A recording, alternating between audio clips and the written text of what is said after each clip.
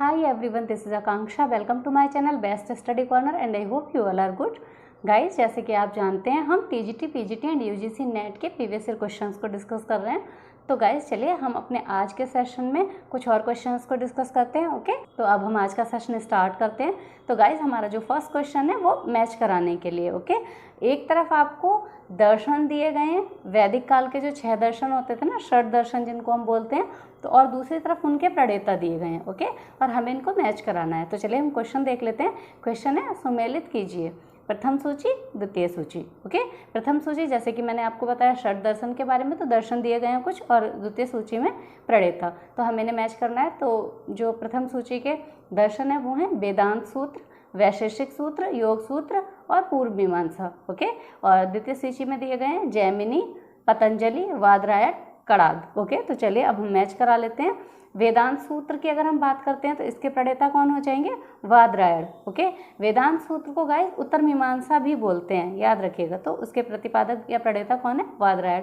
जबकि वैशेषिक सूत्र की बात करते हैं तो हो जाएंगे कणाद। योग सूत्र पतंजलि और पूर्व मीमांसा के जैमिनी। Got it guys. वैदिक दर्शन जो होते थे वैदिक काल में, तो वहाँ 6 दर्शन का हमें उल्लेख मिलता है। अगर हम 6 दर्शन को सीक्वेंस में देखें तो वो हैं सांख्य, योग, न्याय, वैशेषिक, पूर्व मीमांसा और उत्तर मीमांसा, जिसको आपने वेदांत भी पढ़ा, उत्तर मीमांसा को। ओके, तो सांख्य के अगर हम प्रणेता की बात करें तो वो कपिल हैं, योग के पतंजलि हैं, न्याय के गौतम, वैशेषिक के कणाद, पूर्व मीमांसा जैमिनी और उत्तर मीमांसा वादरायण। ओके, इसमें 2 नहीं दिए थे, पर मैंने आपको सारे के सारे बता दिए, क्योंकि हो सकता है नेक्स्ट टाइम जब आपको क्वेश्चन दिया जाए तो कोई दूसरे दे दिए जाए और वहाँ से आपसे पूछ लिया जाए। Got it. तो एडिशनल इन्फॉर्मेशन जो है आप इसको भी थोड़ा माइंड में रख के चलिए, जिससे अगर क्वेश्चन वहाँ से उठता है देन आप सही आंसर को पिक कर पाएँ। तो चलिए अब हमारे नेक्स्ट क्वेश्चन पर मूव करते हैं गाइज। हमारा नेक्स्ट क्वेश्चन है निम्नलिखित में से किन पुराणों को उनके रचनाकारों ने पुरातन इतिहास कहा है? ऑप्शंस हैं विष्णु एवं भविष्य पुराण, ब्रह्मांड एवं भागवत पुराण, मत्स्य एवं वायु पुराण और वायु एवं विष्णु पुराण। तो गाइस जो आंसर हो जाएगा वो सी हो जाएगा। ओके, मत्स्य और वायु पुराण जो है इनको इनके रचनाकारों ने पुरातन इतिहास कहा है। Got it guys. अगर हम पुराणों की बात करते हैं तो पुराणों की जो टोटल संख्या की अगर हम बात करें कि कितनी संख्या है पुराणों की, तो वो 18 है। ओके, इसके अलावा गाइस जो भारतीय ऐतिहासिक कथाएं हैं उनका जो हमें सबसे अच्छा क्रमबद्ध एक अध्ययन मिलता है वो हमें पुराणों से ही मिलता है। ओके, और पुराणों के अगर हम रचयिता की बात करें तो लोमहर्ष और उनके पुत्र जो थे उग्रश्रवा, इनको पुराणों का रचयिता कहा जाता है। ओके, अगर हम 18 पुराणों की बात करते हैं गाइस, तो चलिए एक बार मैं आपको इनके नाम बता देती हूँ। तो 18 पुराण हैं मत्स्य पुराण, मार्कंडेय पुराण, भविष्य पुराण, भागवत पुराण, ब्रह्मांड पुराण, ब्रह्मवैवर्त पुराण, ब्रह्मा पुराण, वामन पुराण, बारह पुराण, विष्णु पुराण। ओके, इसके अलावा वायु पुराण, अग्नि पुराण, नारद पुराण, पद्म पुराण, लिंग पुराण, गरुड़ पुराण, कूर्म पुराण और स्कंद पुराण। ओके, ये टोटल 18 पुराण हैं।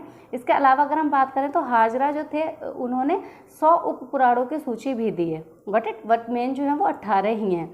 और गाइज इन 18 पुराणों में से भी केवल 5 हैं जिनमें कि हमें राजाओं की वंशावली मिलती है। ओके, और ये 5 जो हैं इनके नाम है मत्स्य पुराण, वायु पुराण, विष्णु पुराण, भागवत पुराण और ब्रह्मांड पुराण। ओके, जिनमें अगर हम मत्स्य पुराण की बात करते हैं तो सबसे ज़्यादा प्राचीन और सबसे अधिक प्रामाणिक भी है। ओके गाइज, अगर हम बात करते हैं विष्णु पुराण की तो इसमें मौर्य वंश के बारे में जानकारी दी है। ओके, मत्स्य पुराण जो है इसमें आंध्र सातवाहन वंश की जानकारी हमें मिलती है।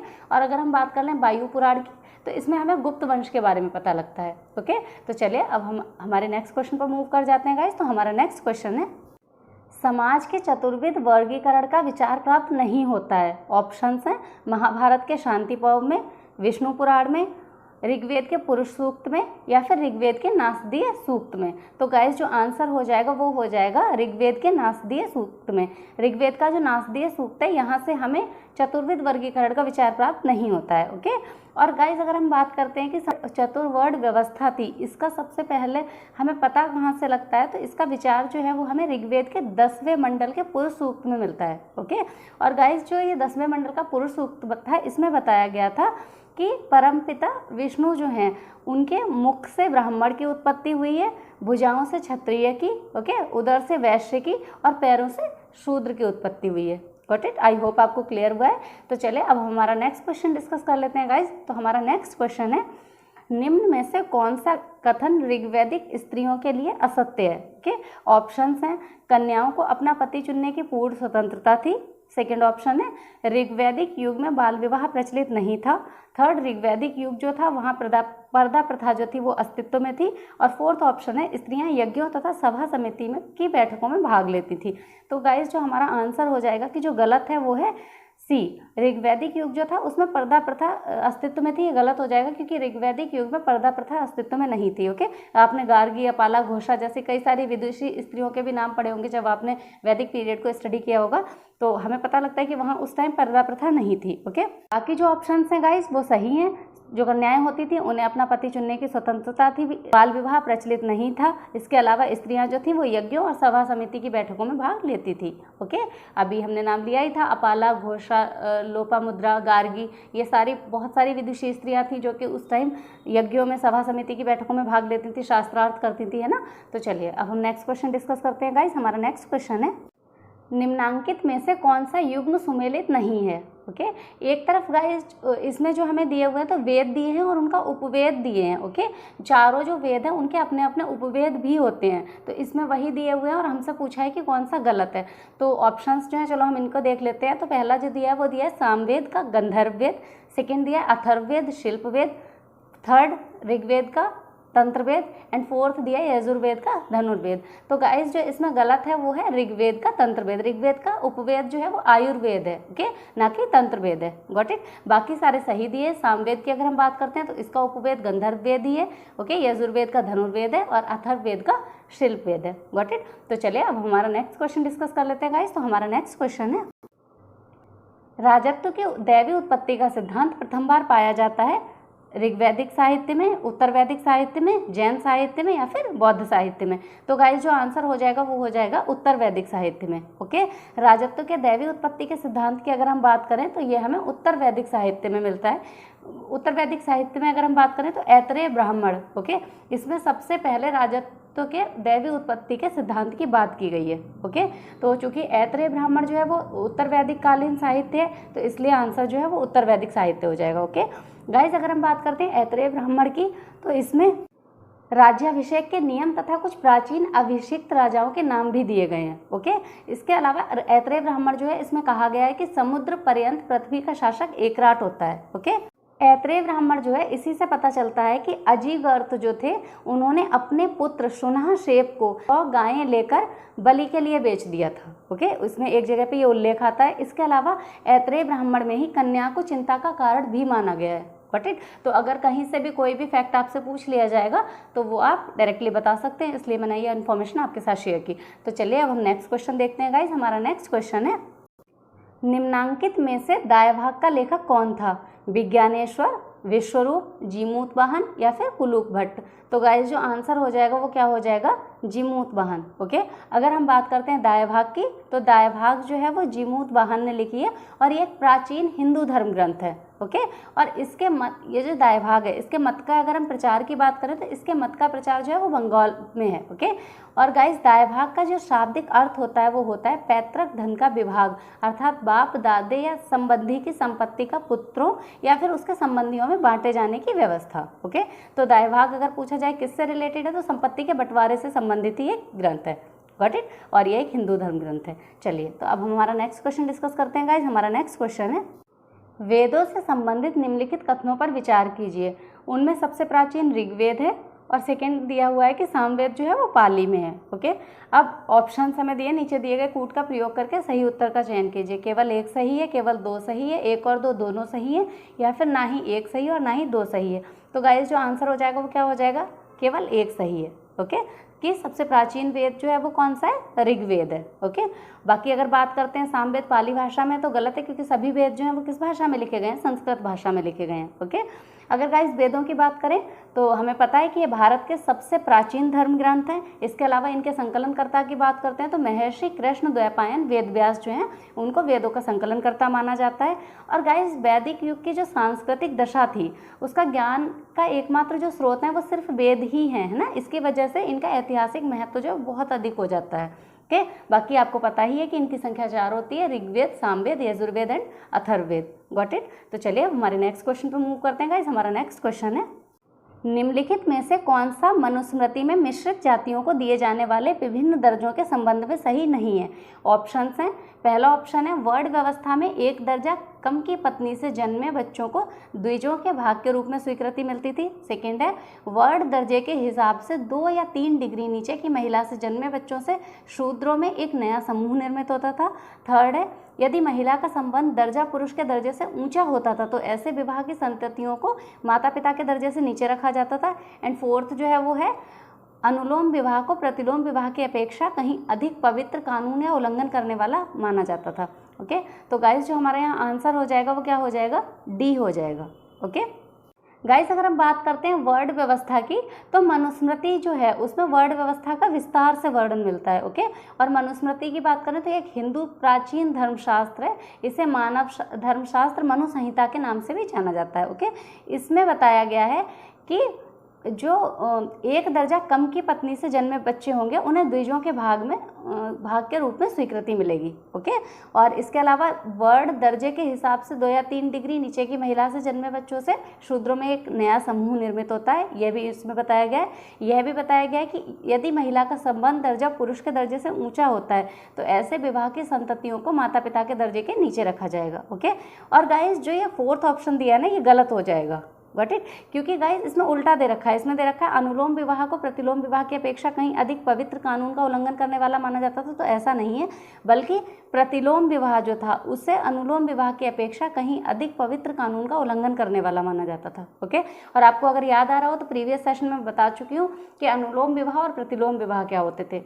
अगर उच्च कुल का पुरुष है और निम्न कुल की कन्या है देन वो क्या हो जाएगा? अनुलोम विवाह हो जाएगा। और अगर पुरुष जो है वो निम्न कुल का है और कन्या उच्च कुल की है तो ये प्रतिलोम विवाह हो जाएगा। Got it? तो चलिए अब हमारा नेक्स्ट क्वेश्चन देखते हैं गाइज। हमारा नेक्स्ट क्वेश्चन है महाजल प्लावन की कथा जिसमें देवी मत्स्य द्वारा मनु की रक्षा करने का विवरण है किस ग्रंथ में उपलब्ध है? ओके, ऑप्शंस हैं ऋग्वेद, सेकेंड ऑप्शन है वाजसनेयी संहिता, third Shatapatha Brahmana and fourth Aitareya ब्राह्मण। तो गाइस जो आंसर हो जाएगा वो हो जाएगा शतपथ ब्राह्मण। ओके, शतपथ ब्राह्मण की अगर हम बात करें तो यह शुक्ल यजुर्वेद का एक ब्राह्मण ग्रंथ है। ओके, शुक्ल यजुर्वेद और कृष्ण यजुर्वेद, यजुर्वेद की 2 शाखाएं हैं, मैं आपको प्रीवियस सेशन में बता भी चुकी हूँ। ओके, तो इसी में जो शुक्ल यजुर्वेद है उसका ब्राह्मण ग्रंथ है शतपथ ब्राह्मण। ओके, अगर गाइज शतपथ ब्राह्मण को हम इतिहास के साधन के रूप में देखें तो इसे वैदिक साहित्य में ऋग्वेद के बाद स्थान प्राप्त है। ओके, कर्मकांडों के अलावा इसमें सामाजिक विषयों का भी वर्णन है। Got it? शतपथ ब्राह्मण जो है इसमें राजसूय यज्ञ का विस्तृत वर्णन मिलता है। ओके, इसमें बताया गया है कि राजसूय यज्ञ जो था उसमें राजा का अभिषेक 17 प्रकार के जल से किया जाता था। Got it? इसके अलावा इसमें कृषि की 4 क्रियाओं का भी उल्लेख प्राप्त हुआ है। कृषि की 4 क्रियाएं बोले तो जुताई, बुवाई, कटाई और मड़ाई। ओके, इसके अलावा गाइज अगर हम बात करते हैं शतपथ ब्राह्मण की तो इसमें जल प्लावन कथा का वर्णन मिलता है जैसे कि आपसे क्वेश्चन में पूछा गया है, और पुनर्जन्म का सिद्धांत, पुनर्रवा, उर्वशी आख्यान, राम कथा, अश्वनी कुमार द्वारा च्यवन ऋषि को यौवन दान, इन सभी चीज़ों का वर्णन जो है वो हमें शतपथ ब्राह्मण से मिलता है। ओके, शतपथ ब्राह्मण का लेखक की अगर हम बात करते हैं तो महर्षि याज्ञवल्क्य जो हैं इन्हें शतपथ ब्राह्मण के रचयिता के रूप में जाना जाता है। Got it? तो चलिए अब हमारा नेक्स्ट क्वेश्चन डिस्कस करते हैं गाइस। तो हमारा नेक्स्ट क्वेश्चन है एक पुनर्विवाहित स्त्री के लिए प्रयुक्त पुनर्भू शब्द सर्वप्रथम किस ग्रंथ में दिखता है? ऑप्शन है ऋग्वेद, अथर्ववेद, बौधायन धर्मसूत्र या फिर वशिष्ठ धर्मसूत्र। तो गाइस जो आंसर हो जाएगा वो हो जाएगा ऋग्वेद। ओके, ऋग्वेद जो है इसमें एक पुनर्विवाहित स्त्री के लिए पुनर्भू शब्द मिलता है। ओके गाइस, ऋग्वेद में उल्लेख मिलता है कि अगर पति की आकस्मिक मृत्यु हो जाती है तो जो पत्नी है वो पुनर्विवाह कर सकती है। ओके, और यही जो स्त्री होती है इसको पुनर्भू कहा जाता था। Got it? और गाइस अगर हम ऋग्वेद की बात करते हैं तो इससे हमें सती प्रथा का कोई भी प्रमाण नहीं मिलता है। ओके, कि आप जानते हैं कि ऋग्वेद सबसे प्राचीन वेद है, इसमें 10 मंडल हैं और 1028 सूक्त हैं। ओके, और मैं पहले भी बता चुकी हूँ कि 1017 सूक्त जो हैं वो साकल में है तथा 11 सूक्त जो हैं वो बाल खिल्ले में है। Got it? तो चलिए अब हमारा नेक्स्ट क्वेश्चन देख लेते हैं गाइस। तो हमारा नेक्स्ट क्वेश्चन है ऋग्वेद के अत्यंत उपयोगी और साथ ही अत्यंत भयावह देवता के रूप में किसका अधिक बार आवाहन किया गया है? ऑप्शंस हैं अग्नि, द्यौस, इंद्र और मरुत। तो गाइस आई होप आप इसका सही आंसर कर पा रहे होंगे, क्योंकि मैं प्रीवियस सेशन में भी आपको बता चुकी हूँ काफ़ी टाइम कि अगर हम बात करते हैं ऋग्वेद के अत्यंत भयावह और अत्यंत उपयोगी देवता की, तो वो कौन है? इंद्र हैं। ओके, ऋग्वेद के जो 250 सूक्त हैं वो इंद्र को ही समर्पित हैं, जो कि सबसे ज़्यादा है संख्या में। ओके, इसीलिए इनको सबसे महत्वपूर्ण देवता भी माना गया है ऋग्वेदिक टाइम का। ओके, इंद्र को गाइस विश्व का स्वामी कहा गया था। इसके अलावा इनको पुरंदर अर्थात किलों को तोड़ने वाला भी कहा गया है। ओके, इंद्र की अगर हम बात करते हैं गाइस, तो इनको युद्ध का नेता भी माना जाता था और वर्षा का नेता भी माना जाता था। ओके, किसी भी अन्य देवता की अपेक्षा गाइस ऋग्वेद में इंद्र के शारीरिक लक्षणों का विवरण ना सबसे अधिक दिया गया है। ओके, इसीलिए ये सबसे महत्वपूर्ण देवता हैं ऋग्वेद के अगर हम देखते हैं तो। चलिए अब हमारा नेक्स्ट क्वेश्चन देख लेते हैं गाइस। तो क्वेश्चन है, ऋग्वेद में पंचजन किसे द्योतित करता है? ओके, ऑप्शंस हैं आर्यों की 5 जनजातियां, अनार्यों की 5 जनजातियां, एक गांव के 5 मुखिया या फिर 5 गांव के मुखिया। तो गाइस जो आंसर क्या हो जाएगा, ऋग्वेद में पंचजन की अगर हम बात करें तो वो कौन थे? आर्यों की 5 जनजातियां। ओके, ऋग्वेद में आर्यों की जिन 5 जनजातियों का उल्लेख मिलता है, जिन्हें पंचजन कहते हैं, वो हैं अनु, द्रहु, यदु, पुरु और तुर्वसु। ओके, आई होप आपको क्लियर हुआ होगा, क्योंकि मैं पहले भी प्रीवियस सेशन में आपको बता चुकी हूँ। ओके, तो चलिए अब हम नेक्स्ट क्वेश्चन देखते हैं गाइस। तो हमारा नेक्स्ट क्वेश्चन है, राजा सुदास जिनके विषय में ऋग्वेद में वर्णन है, उसने 10 राजाओं को पराजित किया था, किस जन से संबद्ध था? ऑप्शन है अनु, द्रहु, तृत्सु या फिर यदु। तो गाइस जो आंसर हो जाएगा वो हो जाएगा तृत्सु। ओके, राजा सुदास की अगर हम बात करें तो ये तृत्सु जन से संबंधित थे। इसके अलावा कभी कभी आपको भरत कबीला भी मिलता है, तो वहाँ पे आप ऑप्शन जो पिक करेंगे वो भरत कबीले को पिक करेंगे। ओके, भरत कबीले से संबंधित थे ये। ऋग्वेद में गाइस दासरागी युद्ध का वर्णन मिलता है। ओके, जिसमें एक तरफ जो थे वो राजा सुदास थे, जिनका क्वेश्चन के बारे में दिया गया है, जो तृत्सु या फिर भरत कबीले से संबंधित थे। ओके, और दूसरी तरफ गाइस 10 राजाओं का एक संघ था। ओके, जिनके पुरोहित विश्वामित्र थे, जबकि सुदास के पुरोहित की बात करें तो इनके पुरोहित वशिष्ठ थे। ओके, 10 राजाओं का जो संघ था गाइस, इसमें पंचजन तथा 5 लघु जनजातियां ये शामिल थी। ओके, पंचजन की बात करें तो वो मैं बता चुकी हूँ, अनु, द्रहु, पुरु, यदु और तुर्वस ये।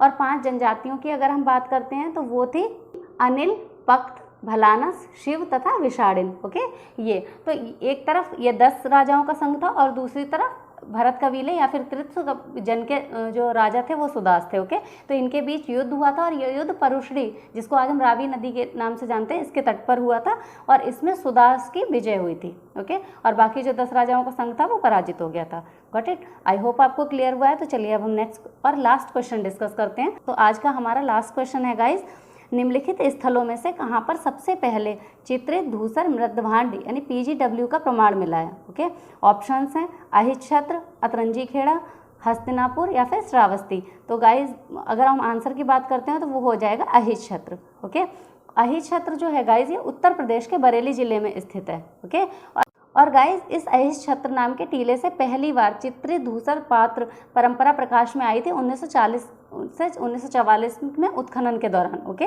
और गाइज अगर हम बात करें तो यह जो पात्र हैं ये लौहकालीन है और इनकी खोज जो की थी वो BV लाल ने की थी। Got it? आई होप आपको क्लियर हुआ है और गाइज सेशन आपको बहुत हेल्पफुल लगा होगा। तो अगर आपको सेशन पसंद आया तो प्लीज़ मेरी वीडियो को लाइक कीजिए, ज़्यादा से ज़्यादा लोगों में शेयर कीजिए एंड प्लीज़ चैनल को सब्सक्राइब कीजिए। मिलते हैं हमारी नेक्स्ट क्लास में। Thank you.